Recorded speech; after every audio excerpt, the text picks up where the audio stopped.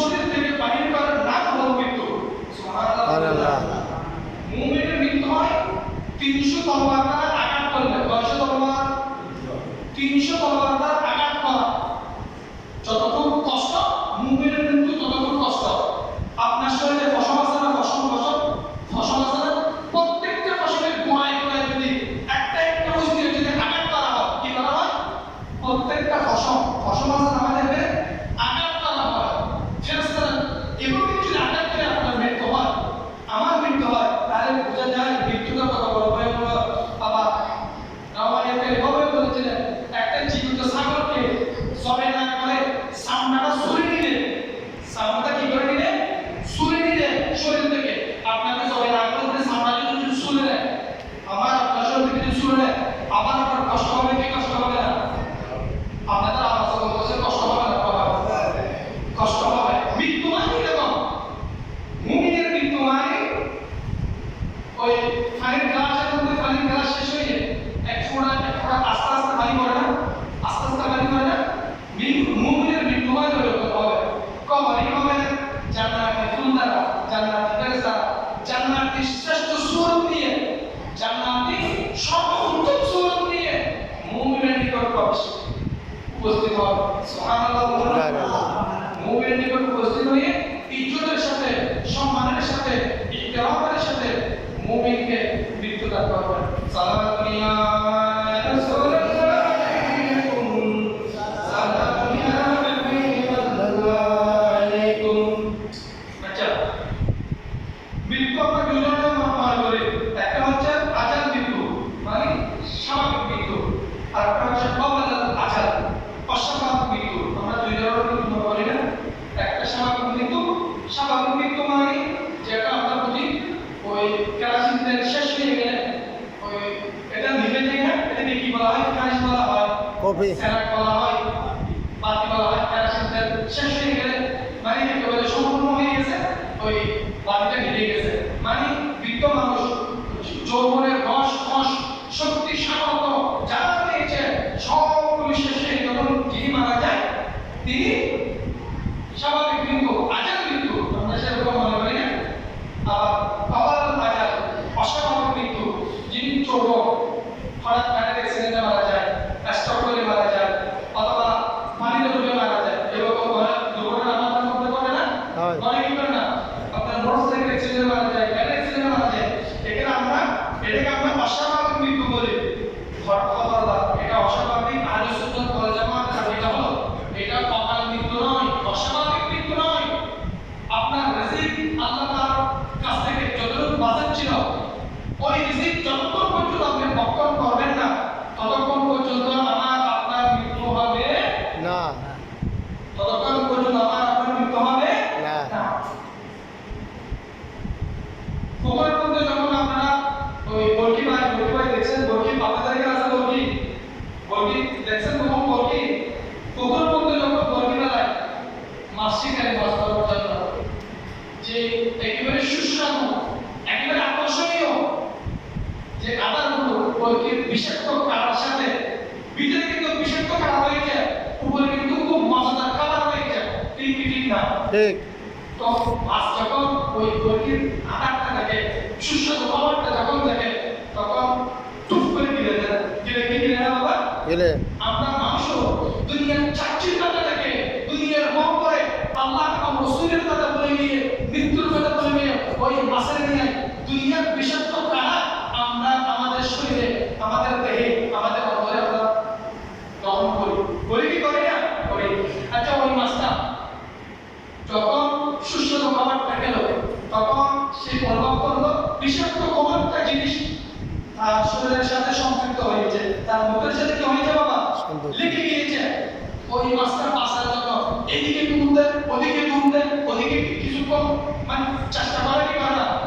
বিষাক্ত কাটা থেকে বাঁচার জন্য চেষ্টা করে। আপনারা দেখেন চেষ্টা করে না? চেষ্টা করে। আমরা ওই মাছ তখন বুঝে ফেলে তার মৃত্যু খুবই সন্নিকটে।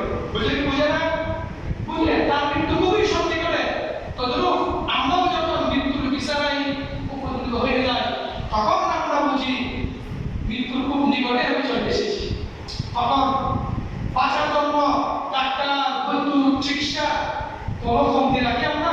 না সম্পদকে সম্পদ বলি, না টাকাকে টাকা বলি, বলি না।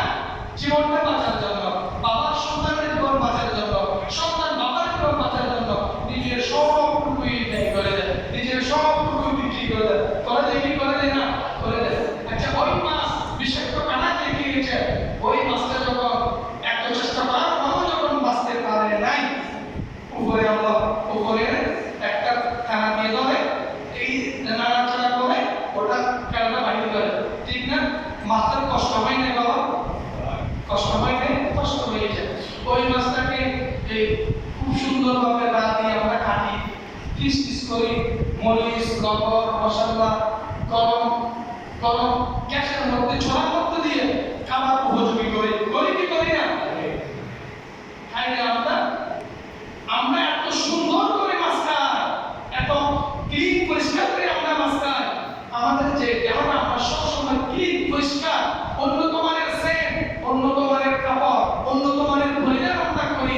আমাদের শরীর, আমরা মাছ খাই, আমাদের শরীর দেখাবে ফুকায়। কিসে যাবে বাবা? ফুকায়। খবরদার, যদি আপনি নেককার হন, আপনি যদি আল্লাহওয়ালা হন, আল্লাহ এবং রাসূলের প্রেমিক হন, এই শরীর কিয়ামত পর্যন্ত শরীর থেকে যাবে। আওয়াজ দেবেন সুবহানাল্লাহ। আমরা মাসকে পারলাম, এটা সত্য, কিন্তু আপনি যদি আল্লাহওয়ালা হন, আপনি যদি দিনদার হন, পাঁচ ওয়াক্ত নামাজি হন, রাসূলের গোলাম হন, তাহলে আপনার শরীর মাটি কখনো স্পর্শ করতে পারবে না। আহলে সুন্নাত ওয়াল জামাতের আকাবির বড় আলেমরা যখন অফার গ্রহণ করে, মৃত্যুবরণ করে, হ্যাঁ, তখন তাদের চেহারা দেখার জন্য উন্মুক্ত করে দেওয়া হয়। আপনারা দেখেছেন? দেখেছি। দেখে আমরা যাই না। তখন তাদের চেহারা দেখার জন্য সকলকে উন্মুক্ত করে দেওয়া হয়। আর যখন বাতিলরা যখন মারা যায়, তখন এদের চেহারা দেখার জন্য শুধু না, চেহারা দেখা যাবে না। চেহারা কিন্তু কি করা যাবে না? দেখা যাবে না। আহলে সুন্নাত ওয়াল জামাতের কোন আকাবি, দিনদার, পরহেজগার, মুফতি, মুফাসসির, শাইখুল হাদিস, ইমাম যদি, খতিব যদি অফার গ্রহণ করে, মৃত্যুবরণ করে, সবাইকে বলে তোমরা মৃত ব্যক্তি তোমরা দেখো, দেখতে তোমরা তোমাদের জন্য সওয়াব, তোমাদের জন্য কি সওয়াব। দেখার সময় আমরা কালিমা শাহাদাত করি, আশহাদু আল্লা ইলাহা ইল্লাল্লাহু ওয়াহদাহু লা শারীকা লাহু ওয়া আশহাদু আন্না মুহাম্মাদান রাসূলুহ। অথবা মৃত্যুর সময়ের সাথে সাথে আমরা প্রত্যেকেই আওয়াজ দিয়ে অথবা নিজে নিজে একটা শব্দ বলি, ইন্না লিল্লাহি, আওয়াজ দিয়ে বলুন না, ইন্না লিল্লাহি ওয়া ইন্না ইলাইহি রাজিউন। এটা পড়তেই হবে। এটা কি পড়তেই হবে? কোন মানুষের মৃত্যুর সংবাদ শুনেছেন, তারা আপনাকে ইন্না লিল্লাহি ওয়া ইন্না ইলাইহি রাজিউন বলতে চাইলাম। যদি আপনি যদি নেককার হন আর আপনি যদি বদকার হন, আমি যদি নেককার হই আর আমি যদি গুনাহগার হই, আমার মৃত্যু তাহলে সিজিনের মধ্যে, আমার মৃত্যু তাহলে আল্লাহ তাআলা পছন্দনীয় জায়গায় আমাকে রাখা হবে না, আমাকে রাখা হবে জাহান্নামের স্থানে। আর আমার মৃত্যু যদি ঈমানের সাথে হয়, আমাকে রাখা হবে আউলিয়া কিরামদের সাথে, আমাকে রাখা হবে, আপনাকে রাখা হবে সাহাবায়ে কিরামদের সাথে, আল্লাহর দিনদার পরহেজগার বান্দাদের সাথে আপনার হাসর হবে। এই জন্য আমরা যখন জীবনে চলাফেরা করি, আমরা যারা চলাফেরা করার সময় বন্ধু নির্বাচন করি। কি নির্বাচন করি? বন্ধু নির্বাচন করি।